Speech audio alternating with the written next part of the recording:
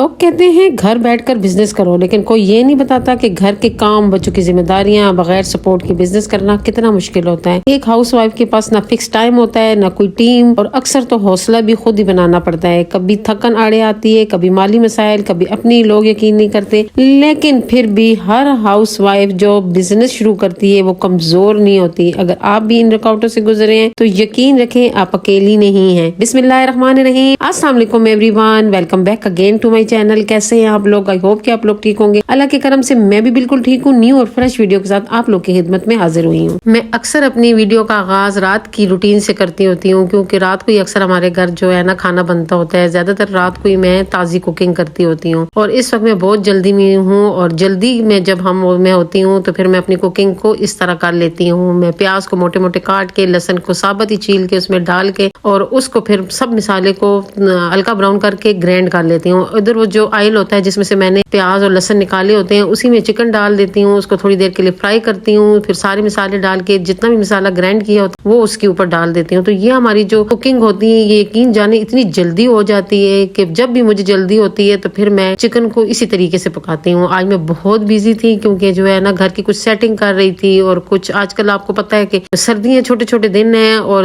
अपना बिजनेस भी साथ कर रही हूँ। तो वो एक ऑर्डर था वो तैयार करना था, तो बस उन्हीं के चक्कर में पड़ी हुई थी। तो बहुत लेट हो गई थी, और जहीद की इवनिंग थी, और मैं जब किचन में गई तो ये 8 बजे का टाइम था, और जहीद 8:30 घर वापस आना। तो फिर मैं आई तो फिर मैं जो इसी तरह लगा कि मैंने जल्दी जल्दी जो है ना सारी चीजें बना के बस उसके ऊपर सब्ज मिर्चें डाली, और फिर हमारा मजेदार सा सालन तैयार हो गया, शोरे वाला। बस आजकल मैं और जहीद शोरे वाला जो सालन है वो बहुत ज्यादा शौक से खाते हैं।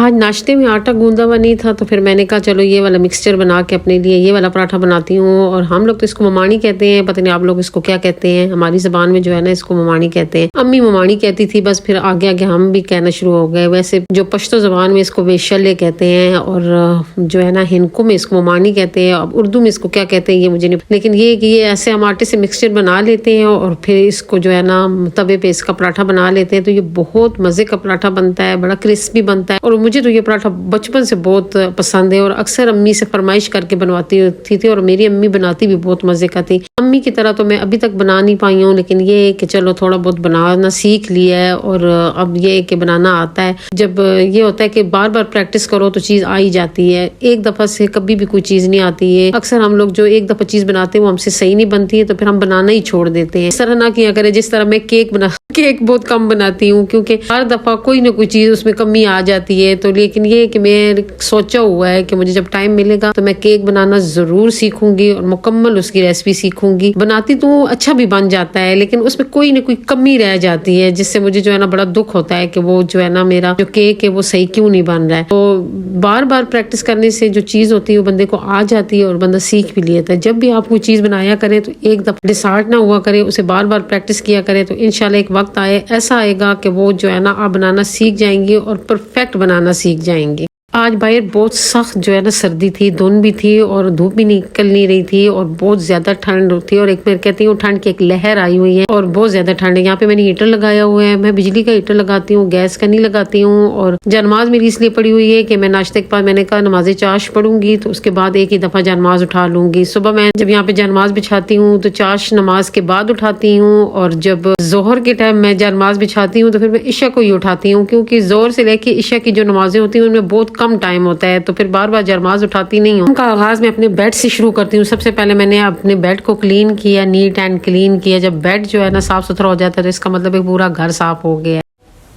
आज मैं आप लोगों के साथ वो रुकावटें शेयर करूंगी जो मेरे साथ रुकावटें आ रही हैं। मिसाल के तौर पे मेरा स्टिचिंग टेबल पहले इधर पड़ा हुआ था और इससे पहले जो है था वो मैंने सामने दीवार के पास रखा हुआ था, फिर वहां से हटा के इधर ले आई हूँ और अब जो है ना अब मैं उसे ले गई हूँ स्टोर में, क्योंकि मेरे साथ एक टीम मेंबर शामिल हो गई है और उसके लिए मुझे ऐसी जगह चाहिए थी कि जो मेरे घर से हट के हो। बेडरूम में जब मैंने उसको बिठाया तो जब ज़ईद की इवनिंग ड्यूटी शुरू हुई तो फिर मॉर्निंग में हमें मुश्किलात हो रही थी, फिर हमारे घर को मेहमान आए तब हमें मुश्किलात हो रही थी। ये मेरा एक स्टोर है जिसमें मेरी फालतू चीजें पड़ी हुई हैं, ये मेरे ऑर्डर के काम जो चल रहे हैं, 2-3 ऑर्डर के काम चल रहे हैं और ये भी मेरे लिए एक बहुत मुश्किल एक टास्क है क्योंकि ऑर्डर ज्यादा हैं और टीम मेंबर मेरे पास सिर्फ एक है और मुझे खुद तो टाइम मिलता ही नहीं है क्योंकि घर के काम आना जाना ये सारी जो है ना सारी रुकावटें जो है ना ये मेरे बिजनेस के आड़े आ रही हैं। लेकिन मैंने फिर भी हिम्मत हारी, क्योंकि हिम्मत इसलिए नहीं हारी कि आज मैं हिम्मत हारती हूँ तो कल मैं बिजनेस नहीं कर सकूंगी। बिजनेस करने के लिए दिल को बड़ा करना पड़ता है और हमें कभी कभी स्टोर में बैठ के काम करना पड़ता है। और जो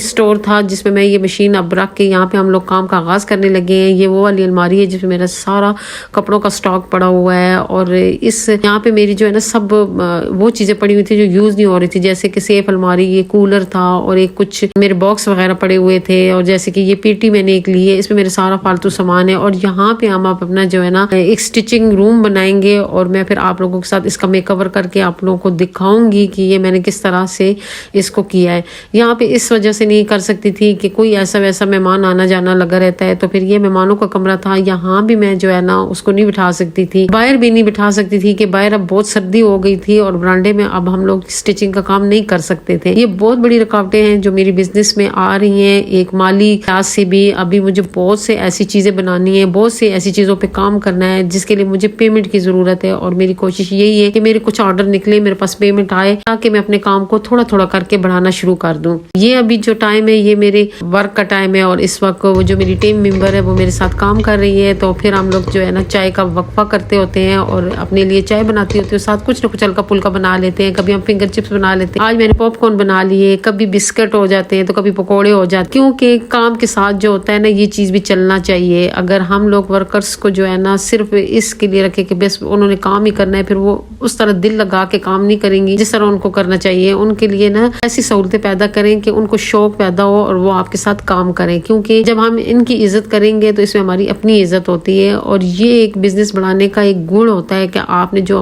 आपके साथ जो टीम शामिल हो रही है उसे टीम ही समझे, उसे अपना जो है ना नौकर ना समझे, उसे अपना वर्कर ना समझे, उसे अपनी टीम मेंबर समझे। जब आप अपने काम करने वालों को अपनी टीम मेंबर समझेंगे तो फिर आप यकीन जाने आपकी बिजनेस में बहुत बरकत होगी। वैसे भी वो बिजनेस बहुत बढ़ता है जिसमें आपके जो है ना घर के साथ किसी और के घर की भी जरूरतें पूरी हो रही हो। अगर आपके बिजनेस से किसी की घर की जरूरतें पूरी हो रही हैं तो वो बिजनेस जो है ना वो बहुत आगे तक जाता है। इसलिए कोशिश किया करें कि अपने साथ ऐसे लोगों को जरूर शामिल किया करें जिनको जरूरत होते हैं काम की, और ऐसे लोग एक तो आपको भी फायदा देंगे और कुछ उनको भी फायदा होगा, तो उसमें अल्लाह ताला बरकत डाल देगा।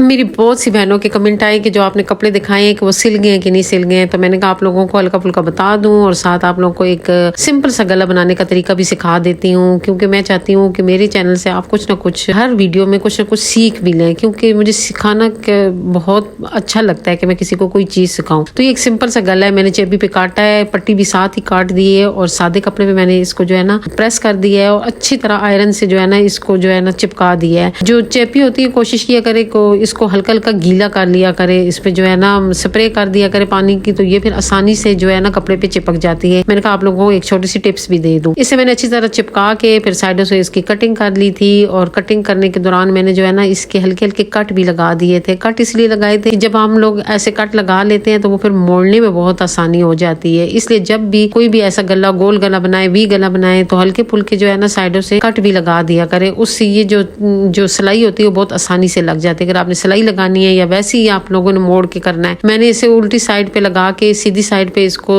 सीधा किया है, तो ये हमारा गला जो है ना पूरा का पूरा सीधी साइड पे आ गया। और देखिए कितने सिंपल तरीके से ये गला बन गया है। और ये वो वाली मेरी बहनें जो घर में सिलाई करती होती हैं और वो कहती हैं कि हम थोड़ी सी डिजाइनिंग भी कर ले, तो उनके लिए ये मैं तरीका, आसान सा तरीका लेके आई हूँ। वैसे तो यूट्यूब पे बहुत अच्छे अच्छे चैनल हैं जिसमें वो आप लोगों को ड्रेस डिजाइनिंग के तरीके बताते हैं, आप लोग सर्च किया करें, वहां से सीखा करें। और लेकिन ये मैं आम जो घर की घरेलू औरतें होती हैं जो बगैर इंची टेप की भी काम कर लेती होती हैं, तो उनके लिए ये तरीका है कि आसानी से जो है ना कर रही है। फिर हमने साइड्स पे ये ना अंदर ही हमने इसकी जो है ना लैस रख के ना, तो फिर हमने ऊपर से सिलाई लगा ली थी। मैं चेक कर रही थी कि कौन सा कलर अच्छा लग रहा है। कलर पिंक वाला ही ज्यादा उठ रहा था, लेकिन मैंने गले पे सी ग्रीन लगा ली थी। सी ग्रीन इसलिए लगाई थी कि मैंने कहा दरमियान में पिंक बटन हो तो ये सी ग्रीन लैस अच्छी लगेगी। लेकिन ये कि फिर बाकी मैंने कपड़े पे किसी जगह पे भी सी ग्रीन नहीं लगाई, बाकी मैं पूरे सूट पे मैंने जो है ना वो पिंक वाली लैस लगाई, क्योंकि पिंक लैस जो है ना इस पे बहुत उठ रही थी और उठ के आ रही थी। तो ये मैं जैसे जैसे आप लोगों के साथ अपने अपने सूट सिलाई करूंगी तो इंशाल्लाह आप लोगों के साथ छोटी मोटी उसमें जो चीजें बनाती हूँ उसकी भी जो है ना टिप्स भी शेयर कर लूंगी। तो यहाँ पे मेरा सूट बिल्कुल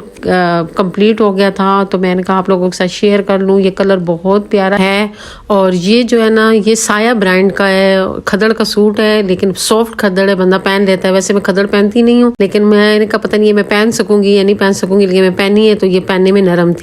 बाजू पे मैंने जो लैस लगाई है वो बगैर गुम सिलाई की लगाई है, सिर्फ आप लोगों को दिखाने के लिए कि गुम सिलाई में लैस लगाएं तो वो कैसी लगती है और बगैर गुम की लगाएं तो वो कैसी लगती है। बाजू पे ऐसी लगा ली थी, बाकी जो दामन थी और चाक थे उस पे मैंने गुम सिलाई में लैस लगाई है। और गुम सिलाई में लैस बहुत प्यारी लगती है, बहुत नीट लगती है। और ये तरीका मैं आप लोगों को वैसे बता चुकी हूँ, 2-3 वीडियो में बताया, लेकिन फिर भी आप लोगों ने सीखना है तो खैर मैं जो बाकी सूट बना रही हूँ उसमें मैं फिर इसी तरह गुम सिलाई में लैस लगाऊंगी, तो आप लोगों को कमेंट करना, तो मैं फिर दूसरे में आप लोगों को सिखा दूंगी। दुपट्टे पे मैंने सिंपल पीको करवाई है, सादी सी पीको करवाई है। और इस पे जो सादा कपड़ा लगा होता है ना दुपट्टे के पल्लुओं पे और साइडों पे, वो मैं हटवा लेती हूँ, क्योंकि वो जब सर पे आता है ना तो वो अच्छा नहीं लगता है। अगर आप लोगों की भी सूट पे अगर किसी दुपट्टे पे ऐसे आ जाए सादा कपड़ा तो उसे हटा दिया करें। लूज ट्राउजर बनाया है। पहले मैं कैपरी बहुत ज्यादा पहना करती थी, लेकिन अब जो है ना आजकल मुझे लूज ट्राउजर का शौक चढ़ा हुआ है। मुझे आजकल कैपरी बिल्कुल भी नहीं पसंद, और बस ये कुछ दिनों का होता है, कभी मुझे लूज ट्राउजर पसंद होता है, कभी मुझे कैपरी पसंद होता है।